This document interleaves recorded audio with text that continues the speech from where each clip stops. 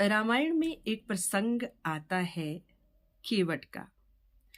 आमतौर पे लोग केवट को लेके सिर्फ इतना ही जानते हैं कि केवट ने श्री रामचंद्र जी, माँ सीता और लक्ष्मण को नदी पार करवाई थी जब वो अयोध्या से वनवास की ओर निकले थे।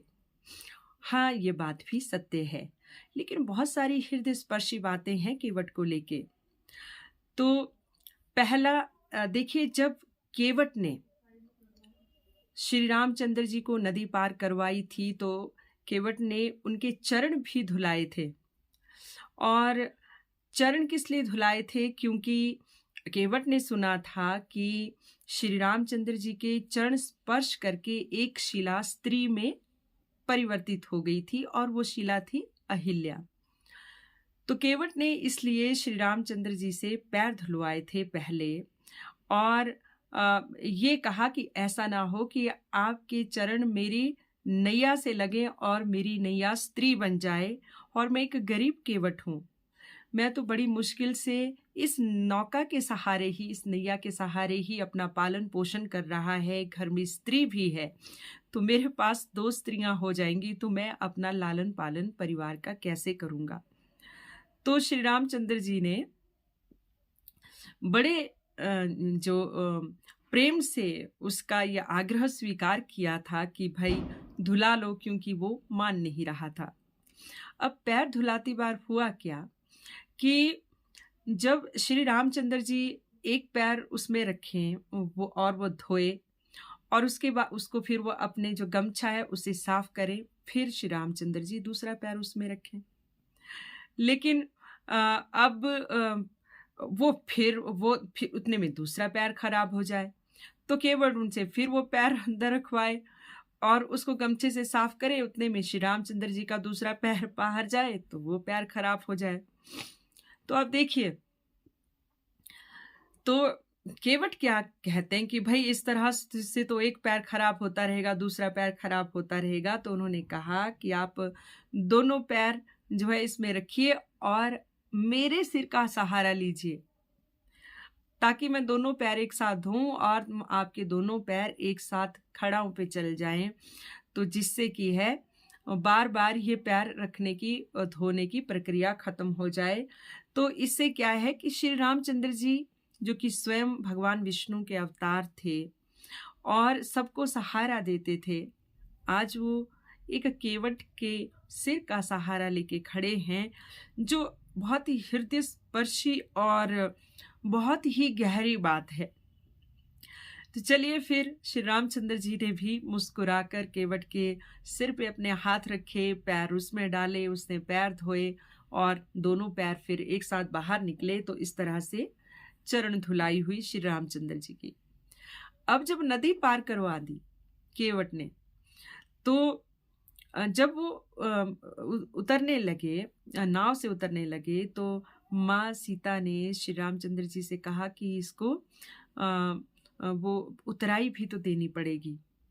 अब श्री रामचंद्र जी के पास एक कहते हैं कि कोई मुद्रिका थी, तो उन्होंने उसे मुद्रिका देनी चाहिए, लेकिन केवट ने मुद्रिका लेने से मना कर दी। तो उन्होंने श्री रामचंद्र जी ने कहा कि नहीं नहीं भाई, मैं ये आप जो है, मैं ये कर्ज नहीं रख सकता अपने ऊपर। तो केवट बोलने लगे कि कैसी उतराई प्रभु, कि हम दोनों का तो एक ही पेशा है, और एक ही पेशे वाले कभी एक दूसरे से कुछ लेते हैं क्या? एक नाई दूसरी नाई से पैसा नहीं लेता बाल कटवाने के, और एक लोहार दूसरे लोहार से पैसा नहीं लेता कोई औजार बनाने के। और तो मैं एक केवट दूसरे केवट से कैसे ले सकता हूँ उतराई? तो ये बात सुन के लक्ष्मण बहुत क्रोधित हो गए और उन्होंने केवट से कहा कि ये क्या कह रहे हो भाई, कि तुम अपनी बराबरी बड़े भाई श्री रामचंद्र जी से कर रहे हैं, ये आपको केवट दिखते हैं? तो केवट बोला कि आप तो रहने दीजिए छोटे भैया, आप ये बात नहीं समझेंगे।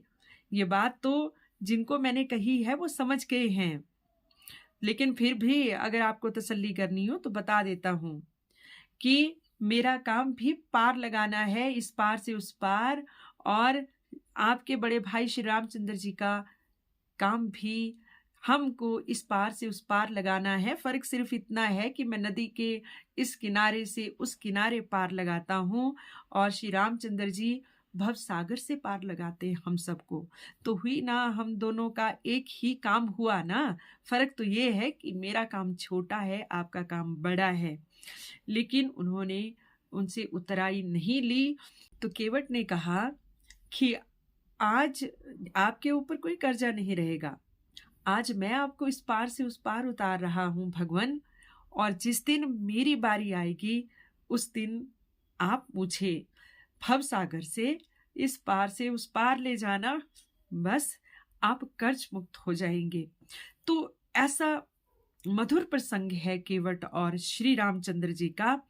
और इसके साथ ही एक और प्रसंग है हृदय स्पर्शी। कहते हैं कि जब श्री रामचंद्र जी 14 वर्ष के वनवास के बाद अयोध्या लौट आए, तो अयोध्या में अब श्री रामचंद्र जी के राज तिलक की तैयारियां होने को थी। दूसरे तीसरे दिन राज तिलक होने वाला था।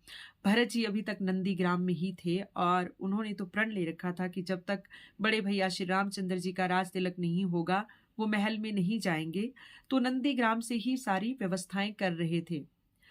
तो सभी आसपास के दूर-दराज के सभी मित्र राजाओं को, सीमाओं के राजाओं को, राजकुमारों को बुलाया जा रहा था, निमंत्रण दिए जा रहे थे। तो भरत भैया ने बड़े भाई श्री रामचंद्र जी से पूछा कि आप भी लिस्ट दे दें कि किस-किस को बुलाना है राज तिलक में। तो श्री रामचंद्र जी ने कहा कि भाई मैं तो भरत 14 वर्ष वनवास में ही रहा, इस बीच कौन-कौन से राजकुमार हुए, कौन राजा बन गए, किस-किस से हमारी मित्रता है, किस-किस से क्या-क्या व्यवहार है, ये तो तुम ही जानते हो। और बाकी जो मेरे अपने हैं, वो तो मेरे साथ ही आए हैं। हनुमान साथ में है, सुग्रीव साथ में है, अंगद साथ में है, विभीषण भी है, जामवत जी भी हैं, सभी के सभी साथ ही तो हैं। तो मेरी ओर से तो मुझे नहीं लगता कि कोई है। तो भाई भरत ने कहा कि ठीक है, देख लेना, अगर आपको कोई ध्यान में आए तो बताना ज़रूर। तो श्री रामचंद्र जी चले गए अपने कक्ष में चले गए, और रात को जब सोने लगे, तो सोने से पहले उनके मन में एक विचार आया, कौन था? और वो हड़बड़ा के उठे। मैया सीता भी पूछने लगी, क्या हुआ, क्या हुआ? तो उन्होंने कहा कि रुको, मुझे अभी-अभी भरत से मिलना है, मैं नंदीग्राम जा रहा हूँ, मुझसे बड़ा अनर्थ हो जाता। तो श्री रामचंद्र जी नंदीग्राम भरत जी के पास पहुंचे और भरत जी से कहा कि भरत, कि मेरे से तो बहुत ही बड़ा अनर्थ हो जाता। एक व्यक्ति है मेरा मित्र, जिसे मुझे बुलाना है, और वो साथ नहीं आया है। तो भरत जी पूछते हैं कि बताएं। तो श्री रामचंद्र जी ने केवट का नाम बताया। तो अयोध्या में जब श्री रामचंद्र जी का राज तिलक हुआ था, तो श्री रामचंद्र जी के ओर से बुलाए गए एकमात्र जो व्यक्ति थे, वो थे केवट। तो श्री रामचंद्र जी का चरित्र इतना ऊंचा है, इसको समझना, इसको पार पाना किसी आम व्यक्ति के बस की बात नहीं है। श्री रामचंद्र जी एक ऐसा चरित्र है जिन्होंने कभी जाति पाति और दुश्मन दोस्त किसी के बीच में भेद नहीं किया। जो उनके पास आया उसको उन्होंने गले लगाया, और चाहे वो सबरी हो, उनके जूठे बेर खाए, चाहे वो केवट हो, उनको मित्र बनाया। तो इस तरह से श्री रामचंद्र जी के चरित्र को अपने जीवन में आत्मसात करने की बहुत आवश्यकता है। उनके जीवन सागर से एक बूंद भी अगर हम अपने चरित्र में डाल दें तो शायद क्या ही हो जाए। इसी